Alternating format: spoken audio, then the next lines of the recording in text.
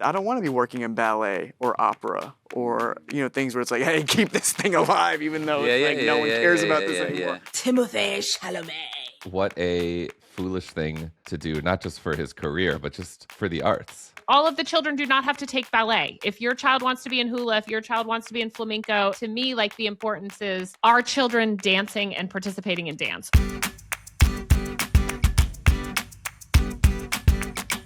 Hey, welcome to Care and Feeding, the show where three friends with kids talk life, swap advice, keep each other sane while we muddle through this weird and wonderful thing called parenting. I'm Zak Rosen. I host another show. It's called Weirdly Helpful. I am dad to Noah, who's 8, and Ami, who's 5. We live in Detroit. Hey, I'm Lucy Lopez. I have a Substack with Elizabeth. It's called Best Mom Friends Forever. Please follow us. It's fantastic. I'm mother to Amelia, who's 15, Avery, who's 13, and we live in Miami. I'm Elizabeth Newcamp. I write the homeschool and family travel blog, Dutch Goose. I'm the mom to Henry, who's 13, Oliver, who's 11, and Teddy, who's 9, and we live in Honolulu, Hawaii. Today, we're going to have a little pop culture corner and talk about Timothée Chalamet. That's the only way you could say it. No, that's the correct pronunciation. Timothée Chalamet. We'll begin with the clip that started this all off. I just saw another article that says Gen Z is a bigger movie-going audience than the millennial audience, I feel like a fucking grandpa saying that. And, no, but point being, I think even like Frankenstein, which was like a hugely popular movie this year, I didn't think that pacing was extraordinarily fast or anything, but it pulled people in, But it does take you having to wave a flag of, hey, this is a serious movie or something. And some people want to be entertained and quickly. I'm really right in the middle, Matthew, because I admire people, and I've done it myself, to go on a talk show and go, hey, we got to keep movie theaters alive. We got to keep this genre alive. And another part of me feels like if people want to see it, like Barbie, like Oppenheimer, they're going to go see it and go out of their way to be loud and proud about it. And I don't want to be working in ballet or opera or, things where it's like, hey, keep this thing alive, even though no one cares about this anymore. All respect to the ballet and opera people out there. I just lost 14 cents in viewership. But, damn, I just took shots for no reason. That's not a shot. I hear what you're saying. Yeah. Did you guys see this clip? Have you guys seen this conversation? Not till you sent it to me. Yeah, it was all over my corner of the internet. Yeah. What were your first thoughts, Zach? Well, it was like, whoa. I mean, he has been going so hard. Forever, but particularly this Oscar season. And then to shoot himself in the foot like this, so soon before the Oscar voting closes was just so foolish. And he knew it. He said it in that moment. He's like, whoops, I guess I shouldn't have said that. That said, what a foolish thing to do, not just for his career, but just for the arts. He's as someone who's supposed to be such a kind of one of the biggest proponents of popular art of his generation, to be so dismissive of these art forms that I've since read his grandmother, his mother, his sister were all involved in the New York City Ballet. What are you doing, man? That was such a. Sometimes I think he might be high off his own supply, Certainly, he is. It's so funny because when I first saw the clip, I was so taken aback that he said that, and then I found out. I went down a rabbit hole of Timothée Chalamet, and he said this before in other interviews, just not as direct as he said it in this interview, right? But this notion of these are dying arts. Yeah, ballet yeah, opera, that opera and ballet nobody really cares about. Mm-hmm. But I guess I was very hopeful for him as an artist, because he is kind of this indie. He comes across this indie actor, who literally lived in specific housing for artists in New York. He has this really beautiful backstory. His whole entire family is artistic, and for me, what bothered me about the interview was the price tag. The 14 cents comment? Yeah, because as a mom of creatives, I keep reminding them, you do understand you can't be a creative and chase that dollar. I understand it's there, but if you're going to be a creative, I need you to understand that the dollar won't come like that. It just doesn't fall on your lap as fast as it may for other people. You know, you have to really work at your craft. You really have to be obsessed with what you're doing and dream about it and think about it and eat it and drink it and sleep it. And I know that he feels like that as well. I can tell by the way that he expresses himself in other interviews. But that part made me feel like he was chasing celebrity, which is something that as a theater mom, I'm trying. And I know we do a really good job at it as parents. Sorry, gonna pat ourselves on the back of explaining to them, if you're chasing celebrity, this is not going to work out. Yeah. And to see someone that my daughters admire, you know, they admire his acting. They're like, he's the best. Like, these kids watch his Bob Dylan movie on loop in my home, you know, because they love the way that he portrayed Bob Dylan in that movie. And I think that that's the part of the interview that bothered me the most, that he showed me the celebrity of what he does and forgot that there are kids out here who are breaking their toes and their ankles to be ballerinas, who are genuinely exhausting their physical body to hit these notes, to be able to perform at that level of excellence, you know, that they don't have a take, a double take, a pause, let's take a 5 and then come back to that scene. Like, they don't have that luxury, you know. And I worried because I was like, I wonder if he feels like that about theater as well. And it was just like, it upset me more about like his opinion on it felt very like, I'm in it to be a celebrity and make this money, and that's it. So are you like disappointed in who you thought he was and who he showed himself to be fundamentally? No, I'm disappointed that I don't really care. Like, I'm not invested in him as a human being. Yeah. But I was invested in him like artist to artist. Yeah. Mm-hmm. And that part, I was like, oh, dude, I get it. I know you get paid for these Dune movies. I get it, you know, but wow, you really showed your ass a little bit in that video. And then kind of knowing that the other contender for this Oscar, because this is what he's doing, he's out here kind of hamming us all up to make sure that he gets this Oscar. And then you see someone like Michael B. Jordan, who hasn't done nearly half of the promotion that this kid is doing. And you're like, damn, so you're going to tell me that this kid is going to get the Oscar and not Michael B. Jordan? It's the game, man. I understand, but like as a mother of creatives, it was a little disheartening. Yeah. Because I want to, you know, I'm just saying. I was shocked. Again, I am like not plugged into any of this. So until you sent this to me, this was something that probably was not on my radar, wouldn't have been on my radar. Right. But I was shocked at the outrage that he mentioned ballet and opera, because although those are things that I like enjoy as arts and believe in, I took ballet.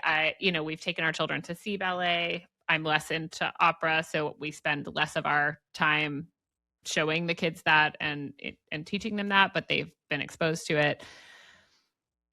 To me, it's like funny how much people got upset that we were not encouraging them, because both of these are art forms that were designed for the elite and were not even like really allowed the average people to participate in until recently.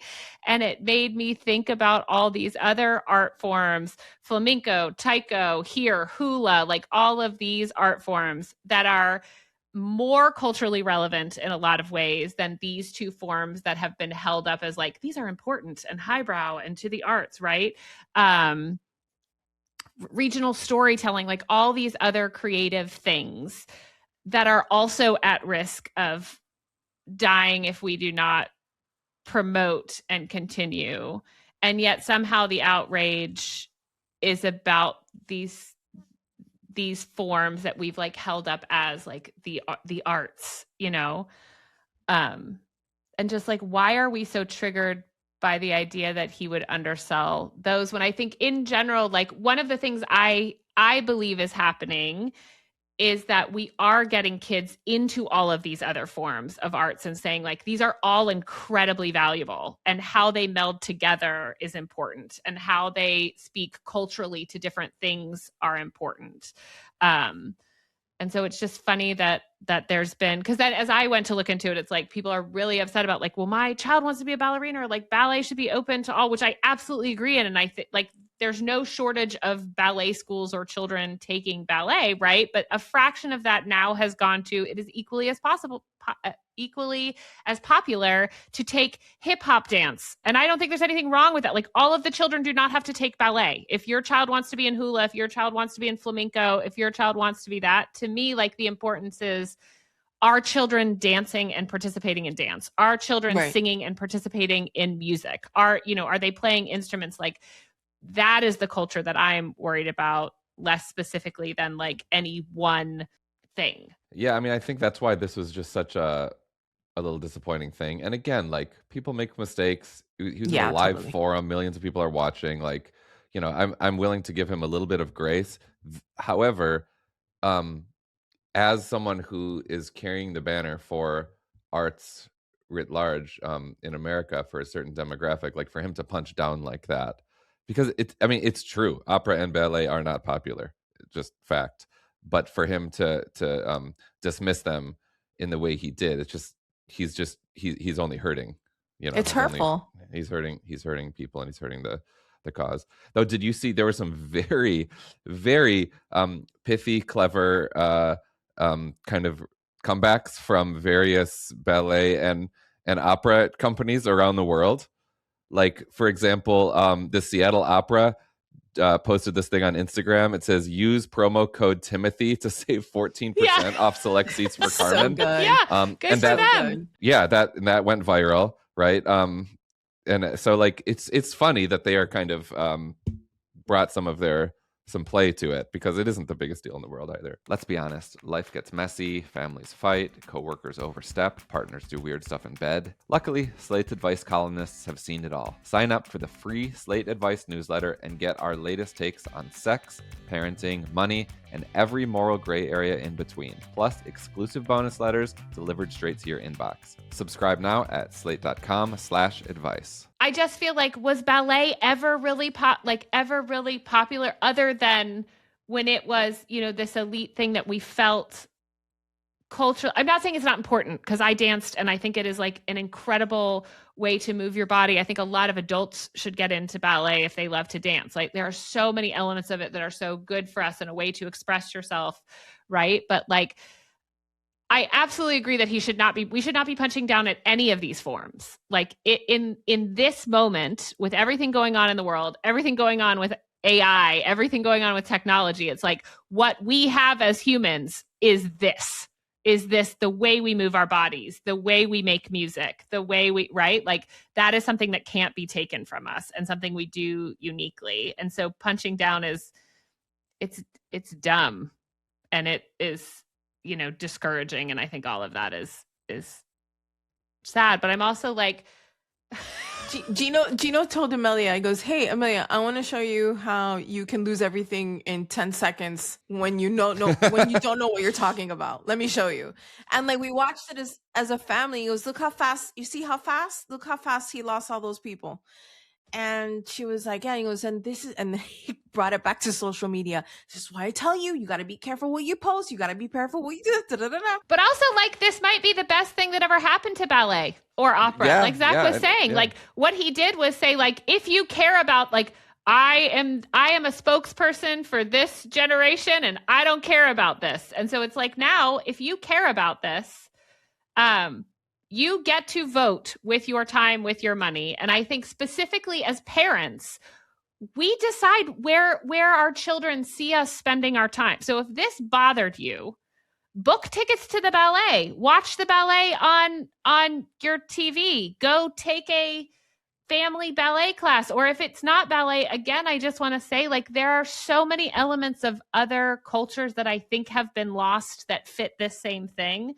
Like, go show your kids that you spend your time doing that instead of, watching his interview. Absolutely. A nice way to wrap up would be for each of us to make a recommendation for a kind of on-ramp into this world, whether it's ballet or opera or classical music. Like, what's something that y'all are into that might turn one of our listeners' kids on to these beautiful but neglected art forms? I would love to go first. And this recommendation, it not only comes from me, but comes from my 15-year-old. And she wants everybody to go out and get Rosalia's Lux album. And then she goes, and before that, please, she wanted me to say this, please download every Bjork song you can ever get your hands on. She's like, this is the music that he deems not cool. And while listening to Rosalia's Lux album, your child is going to understand that the voice is the star. They're going to hear how a singer shapes a note. The themes are very dramatic and theatrical and just very different to the ear. There's a song that she does with Bjork. It's fantastic. Just listen to Lux, please. And then you come back and watch that interview with Timothée Chalamet and be like, what was he talking about? Opera is awesome. And if you have a kid who's like, you know what, I just want to jump into it right away, just go for the great Luciano Pavarotti. I mean, that guy, I remember the true story. I think it was like my freshman year in college, and there was a guy who really wanted to impress me, and Luciano Pavarotti was performing on the beach, like on the beach, and he took me to go see this guy perform on the beach. And I'll never forget that for the rest of my life, because it was just like, wow, this is like the greatest opera singer of all time singing on the beach. And it was like the coolest thing to watch, because it was like you step back in time and you just appreciate somebody's voice. So yeah, Rosalia's Lux, or anything by Luciano Pavarotti, like just listen to that. Bjork, like you'll understand why some people felt a certain kind of way when he, as Zak, perfectly said, punched down on opera. Like when you listen to these albums, you're like, whoa, this is amazing. Yeah, that's my recommendation. How about you, Elizabeth? Mine is for something called Squilt, Squilt. It's a homeschool resource, but anyone can use it.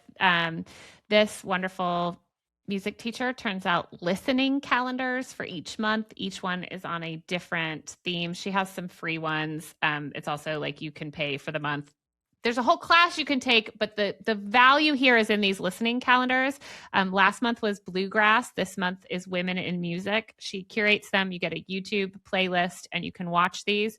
We have been doing it for the last, I think, 5 years. And the amazing part is that we have all discovered types of music that we would never otherwise have been exposed to that we really enjoy. I think you can get really complacent in what you're listening to, right? You know what you like, or you're just turning on the radio. And this has been a great way to learn some new composers. She does an amazing job of including let's say we're doing a month of classical music. There will be things that are older period pieces, but she will also always include kind of modern interpretations of things, what people are doing.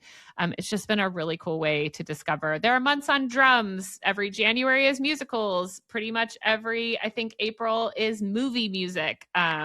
It's just a really cool way to do stuff. And if you just do the listening calendar, it's like every day you can just listen to your one piece and all be exposed to something new.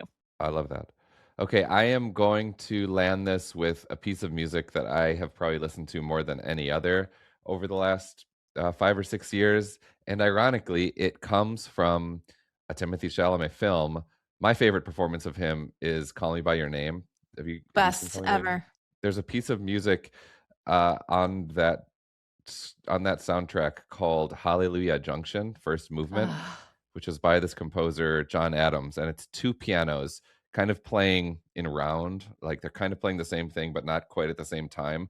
And it's one of the most beautiful pieces of kind of modern classical music ever. I listen to it when I'm running. I listen to it when I'm working. It's just instrumental. It will get you up in the morning, fired up about living this wild life of ours. It's so good. And that whole album that it's on is called Road Movies, or it's on the Call Me by Your Name soundtrack. But just search Hallelujah Junction, first movement, and get your mind blown. To the folks that are currently Slate Plus members, thank you so much. It really means the world to us that you help keep this show running, because that's truly what you do. We can have ads, but they don't help nearly as much as having sustaining Playground members. So thank you again to our Slate Plus members. If you're not a member, please consider it. You get lots of bonuses like ad-free listening on every Slate podcast and bonus episodes. We hope that you'll join us. We'd love to hear from you. You can email us at KarenFeedingPod@slate.com or leave us a voicemail at 646-357-9318. Be nice. This episode of our Plus Playground is produced by Shayna Roth and Rosemary Belson. Micah Phillips is our video producer. Mia Lobel is executive producer of Podcasts for Slate. And Ben Richmond is senior director of podcast operations. Thanks for hanging out with us on the Plus Playground. We'll be back with a new episode on Thursday and another Playground on Monday. We'll see you soon. If you want more no-nonsense advice about parenting, relationships, money, and everything else life throws your way, sign up for the Slate Advice newsletter. A special thanks to our Slate Plus members. If you haven't already, consider joining. Slate Plus members get unlimited access to all of Slate's journalism and help support our independent reporting.